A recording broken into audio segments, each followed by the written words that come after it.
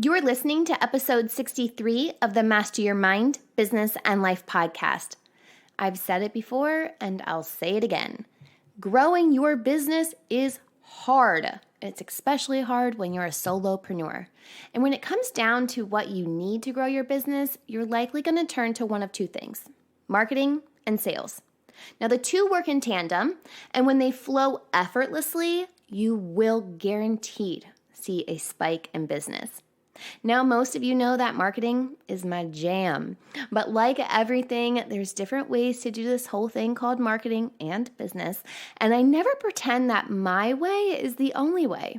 I love connecting with marketing specialists because I'm always learning from my peers and colleagues. It's no different with this week's guest, marketing strategist Michelle Vroom, who helps women solopreneurs find and attract the right clients consistently. So are you ready to learn how to scale and grow your business? You know what to do. Tune in, turn it up, let's go. You're listening to Master Your Mind, Business, and Life. Conversations with everyday world shifters, truth seekers, and rule breakers. Here's your host, Lauren Smith. Hey everyone, it's Lauren Smith. Welcome back to another episode. Today's guest is Michelle Vroom of Vroom Communications. Michelle is a marketing strategist who helps women solopreneurs find and attract the right clients consistently so they can grow their business to 5K months and beyond. Michelle, welcome to the show. It's lovely to have you join me today. Thank you, Lauren. It's great to be here. You know, we're diving into one of my favorite things, which is marketing. And I love that you really target solopreneurs because I know firsthand all of the challenges that are associated with being a solopreneur. So before I really go down the marketing rabbit hole and rapid fire all of my questions at you, tell us a little bit about yourself and what led you to starting Vroom Communications. Sure. So I started my business a little over 3 years ago when my older son was 6 months old, because I thought that would be fun and not at all chaotic. Yeah, right? No, yeah. Tons of time. I've been in marketing for many years, for probably like 15 years at this point.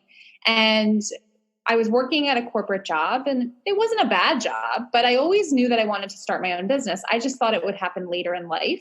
Right. And so when my son was born, of course, everything shifted. And suddenly all these new opportunities started coming my way to help small business owners with their marketing. Mm. And it was one of those situations in life where you're like, okay, do I take the leap of faith now, or do I stay the course and risk looking back and wondering what could have been? So I chose to take a leap of faith. I chose to put myself out there, and the rest is history. Oh, I love that. Taking the leap is the hardest part. It really is. It really is. Yeah. And, you know, I love that you actually did choose to do it at that time because, man, to do it with a baby on your hip, like, whoo. Oh, I think I'm crazy. Yeah, no, but I don't even remember those days. They're like a blur, but yeah. It's just like, yeah, people are like, oh, how did you do it? You're like, you just do it. I don't know. I blinked and now here I am. Almost full. I love it. Well, one of the biggest things that comes up in marketing is leaning into a saturated market. I always laugh when people say they don't do something because their market is saturated. Yet you and I both host podcasts, and there's like an estimated 700,000 podcasts. So to say the market is saturated is putting it lightly, I think. But the best thing that we can do is stand out. And that's where it really gets tricky. So how can some solopreneurs stand out and make their mark when they may be new to their market? Yeah, so I hear that all the time. My market is really saturated, and it may be so, right? But I always say to people, there's only one you. Mm. You are the only one who has ever walked the face of the earth, who has your experience, your perspective, and your thoughts. People are not, and so I work with mostly service-based business owners, right? But even if you sell a product, people are not like buying that service or that product. They're actually investing in you. And I think a lot of people forget about that. I'm a coach. I'm a marketing coach. So I, help women figure out how to find and attract the right clients. And yes, they want the right clients, but there's a lot of people that they can work with, right? Who would help them do the same thing. They invest because of me, because I'm the one that has my own perspective, right? Nobody else can say the same things as me because they don't have the same perspective. There's no way that you could have two people completely mimic each other, even if someone tries to copy you, right? So I think it's really important for people to recognize that there's only one you, and to lean into that instead of fighting to copy or look like somebody else. I think that's the biggest thing. Now, how you do that is going to look different for a lot of people. And I can certainly share more details on that. But I really feel like that is the message that people need to hear. And quite frankly, Lauren, and I'm a little bit of a tough love kind of person. I think using like the market is saturated, I think it's an excuse that people are using because they're afraid to put themselves out there. Heck yeah. I think I saw a meme the other day, and it says something about, you say the market's saturated, but yet you walk down the bread aisle, and how many different types of bread are there? So it's like, and people are still creating different types of bread, but we've mastered the bread, right? Like, it's just like right when you think bread couldn't get any better, here comes the new loaf of bread. Yep. All right. Everything else. Oh man. But let's loop back around, because some people you're talking about finding that ideal client. Yeah. And man, that is tough, finding our ideal audience, our people. Yeah. It can be tough to get clear on that. What do you recommend, and how we find those people who fit our ideal? Well, the first is knowing your ideal, right? Mm-hmm. That's the first step. And for a lot of people, they're scared to take that step because they feel that if they niche down and they speak to a smaller audience, they're going to get less clients. It's actually reverse.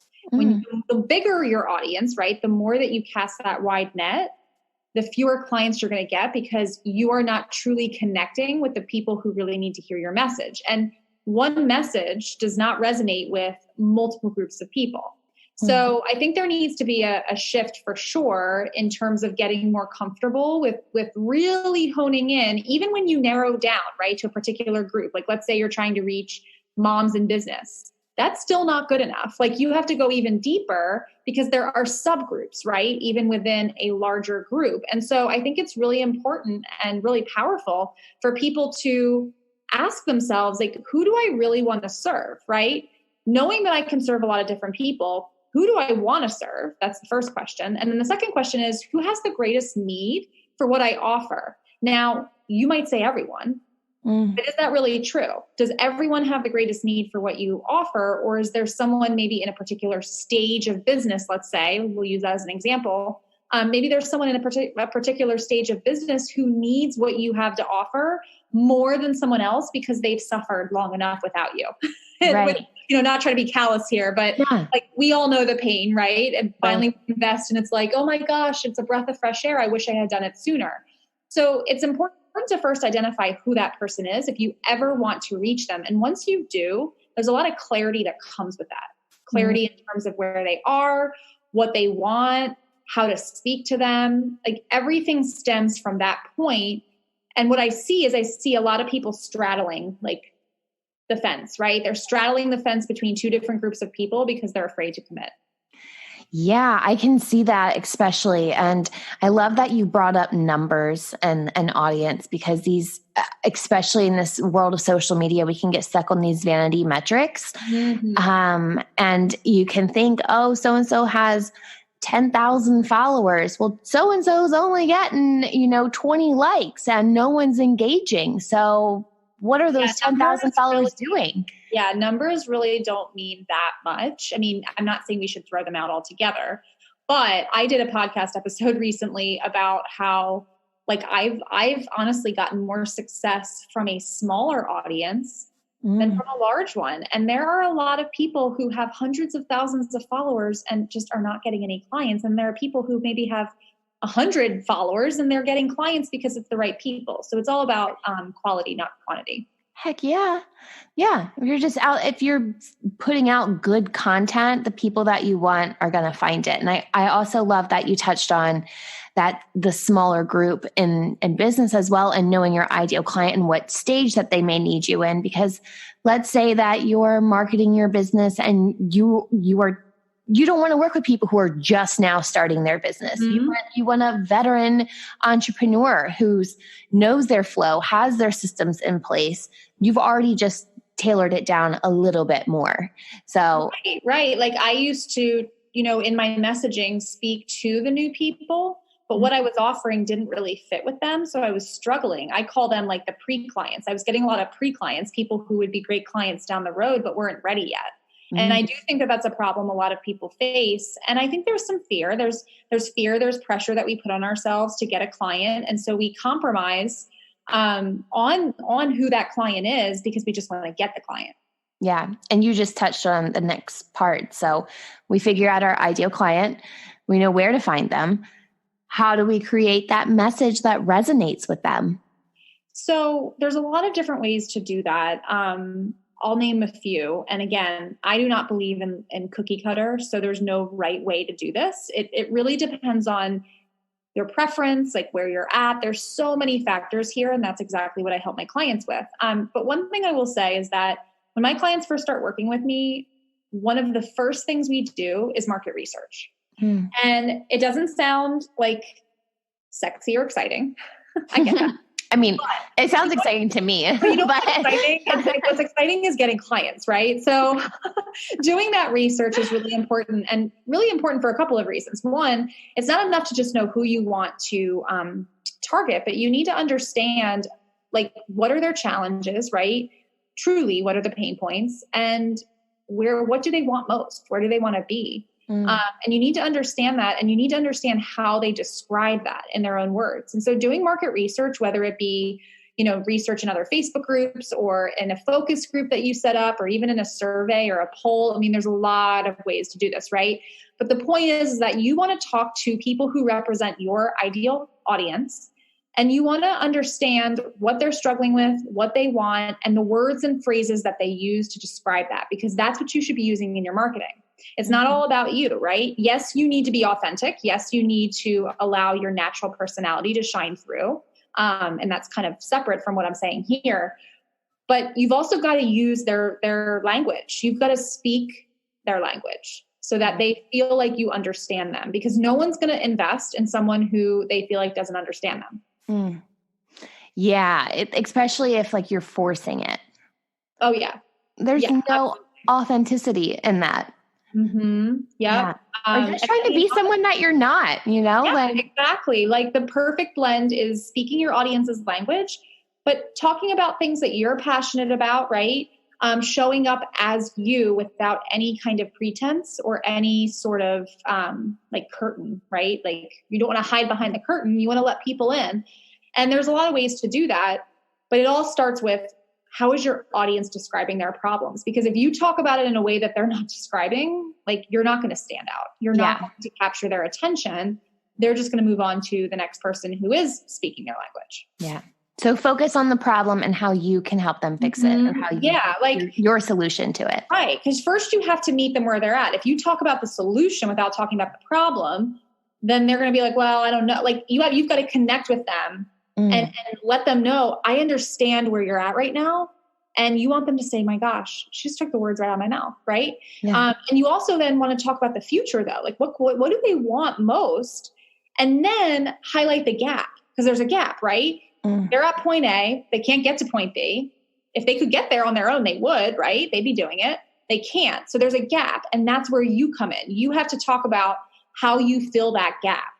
And that's where you can start to integrate your own personal flavor, right? Like what's your process? Like, how do you, like manage your clients? How do you work with them? What's their experience like working with you? How do you get results?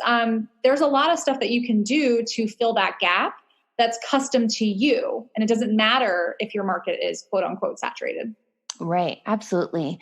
Yeah. It can be, that messaging can be what gets people. It's like a make or break thing. You can know your audience, you can know where they hang out, but if you're not speaking their language, they're not even flipping through your book. Yeah. And, I hope this is encouraging to your listeners, but I do feel that people take messaging and they put so much pressure on themselves to have the perfect message, the perfect thing to say. And here's what I want you to know. Like, there is no perfect thing to say. You need to do your research. You need to understand your audience, but also know that a lot of that happens as you market and get visible and have conversations with them. It's like building a relationship with a friend, right? The more you get to know that friend, the more you understand what makes them tick. Right. And so what I think is happening, Lauren, and I'm curious to hear your thoughts on this, is I think a lot of people are waiting to put themselves out there because they want the perfect message. They want everything tied up in a neat little bow. And listen, I was that person. I get that. I would love if my life would just be tied up in a neat little bow, but it's not. And neither is marketing. And so I would also just say, like, start with what you have and know that your messaging will get better the more that you market. It will get more effective. You'll hone in, even clearer on who your audience is. And the clarity that comes with taking action is just really, really powerful. Absolutely. I love that you touch on that. I say purpose over perfect all the time, the time. And it's funny because I love looking back and just seeing the growth. So let's say, your first email blast or your first podcast episode. My goodness, I listened back to the first one and I was like, I hope no one ever listens to this episode. It's like, oh, okay.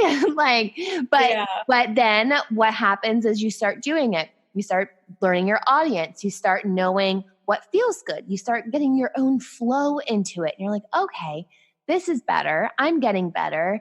This is what I need to do. And it's like once you step into that power, unstoppable. Totally. And my podcast, I started doing it in March. So I feel like I still consider myself newer. So I'm like, well, that first episode feels a little more recent maybe, but I feel the same way that you do about my Facebook Lives. So I do a lot of Facebook Lives in my Facebook group. I used to do them on my page before I had a group. And when I look back at my first live from 3 years ago, I am like, oh my goodness. Because people will say to me, how are you so comfortable on lives? And I'm like, guys, I'm going to dig out my first live from the archives. And I did. And I shared it with them. And I was like, just so you know, I was super forced. And I used to. Were you like a robot? Yeah. Like I would talk about my agency and like almost like afraid to say that I'm a solopreneur because I was worried people would judge me. And I wasn't clear on my audience. Like there was a lot of stuff that I myself was not clear on. But I'm like, oh my goodness, I'm so much better now. And 3 years from now, like, who knows what it'll look like, right? Listen, I'm a perfectionist. Like, it's very, very hard for me. I'm saying this as much to myself as I am to your listeners.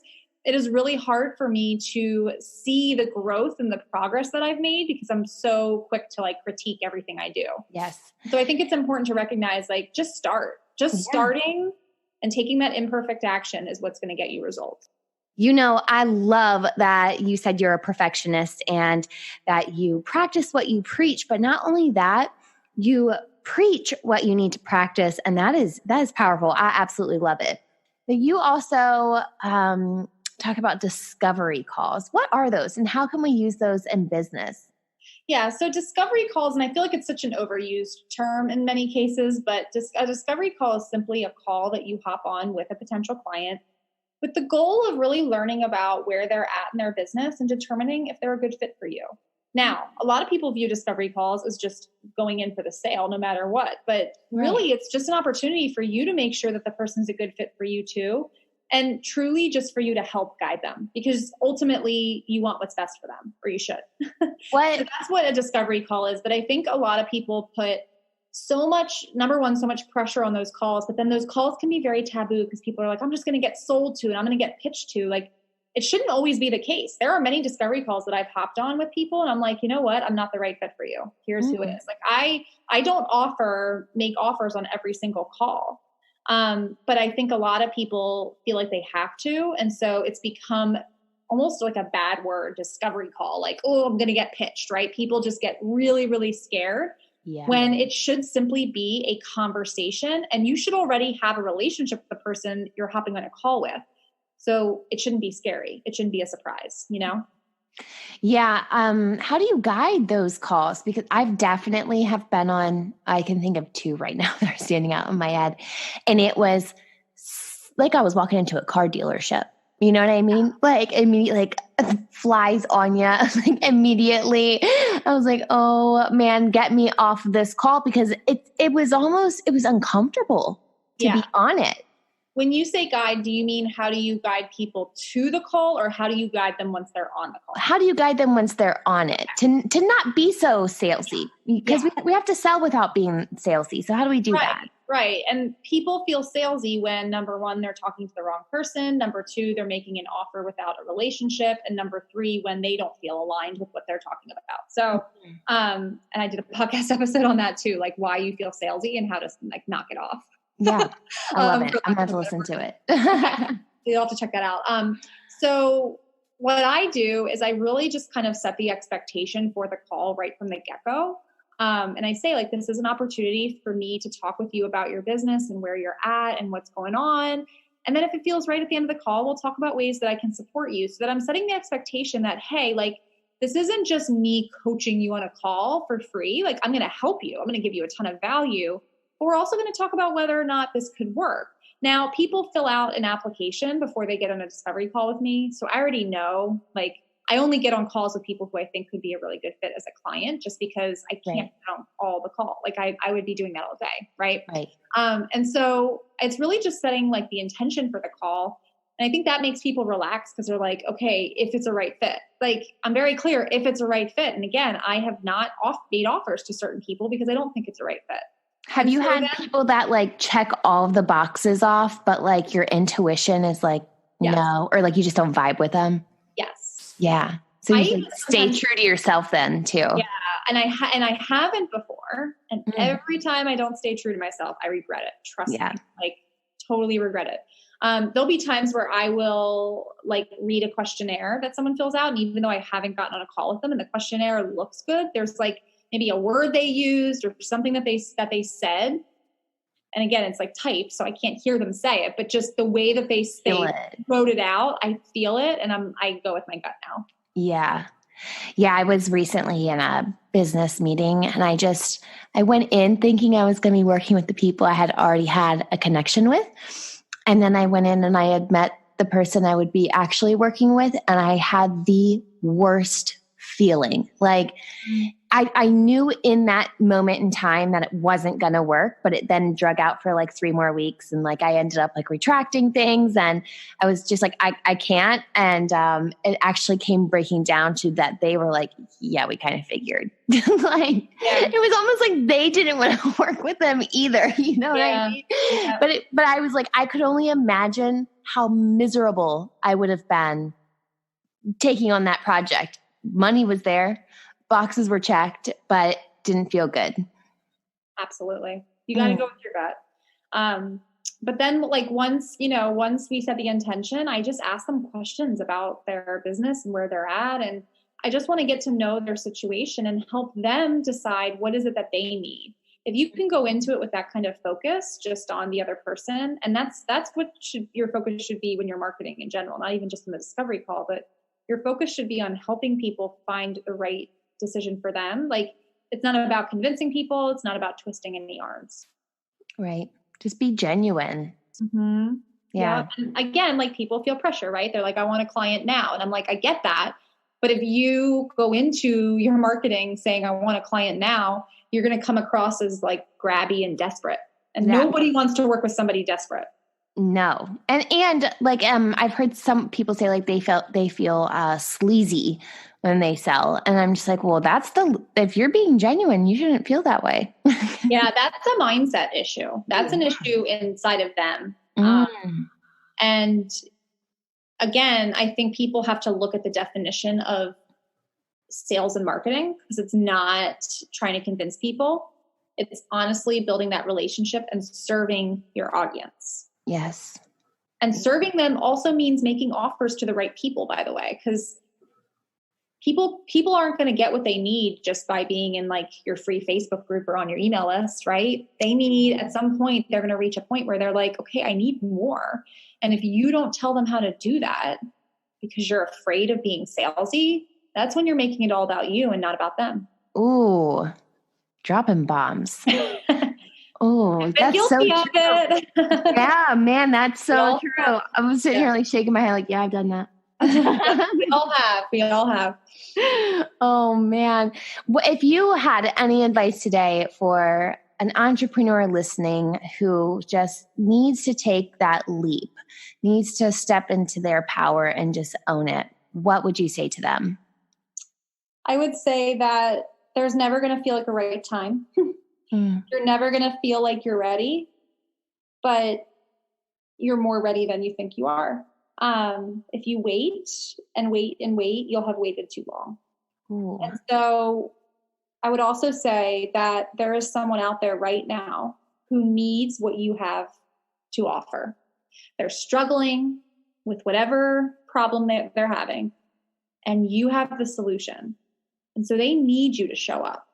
It literally you showing up and taking that leap, that is what's going to change somebody's life. All the goosebumps right now. Ooh, that was so good. I agree. I love that. Like, absolutely beautiful. Just show up. Take that step. You know, Michelle, where can our audience go to learn more about you and your services and just connect with you further? Because I know they're going to want to. Yeah, I would love that. The best place to connect with me is in my Facebook group. It's called Market Like a Boss. I'll be sure you get the link. And that's honestly the place where I show up the most. So I offer a lot of resources and trainings through my live videos. I've got a ton of content in there for people who are struggling with feeling like finding the right client is like finding a needle in a haystack. Yeah. If that is what you're struggling with, and if you have a really deep desire to, grow a business that lights you up, that leaves you fulfilled, this is the place for you, for sure. There are so many amazing women in that group. And I would love to connect with you there. Perfect. I love that. Michelle, you provided us with so many tips and tricks and wisdom nuggets today. I know if our audience even implements half of them, they'll see a shift in their business. So thank you so much for joining me today. You're welcome. This was a blast. I've linked Michelle's website and social channels on this week's episode notes found on mindbizlife.com. While you're there, be sure to sign up to get podcast emails straight to your inbox every week. Also, be sure to subscribe, rate, and review the podcast on Apple Podcasts or wherever it is that you tune in and turn it up. If you enjoyed today's episode, share it with a friend or screenshot that you're listening and share it on social media. I'm on Instagram at mindbizlife. Oh, and of course, tomorrow is Halloween. So I've got to throw in a little happy Halloween shout out in there. I'm excited to take my kids trick-or-treating. My oldest has a newfound interest in the book and movie series Twilight, so I'll be protected by a vampire all night. And if that's not enough protection, my youngest, well, you got to watch out for her because she is going as a jellyfish, so she stings easily. We get to go to this neighborhood that's by the beach, and every year, every house in this neighborhood is decorated to the nines. Some houses pass out cotton candy, others popcorn, some ice cones or snow cones, and many houses also have things such as margarita machines for some adult beverages. So now you know the real reason why we go there. But seriously, I want everyone to have a safe, memorable, and of course, happy Halloween. I'll see you back here next week for another episode, but until then, remember, every level of life is an opportunity to grow. Be well, my friend.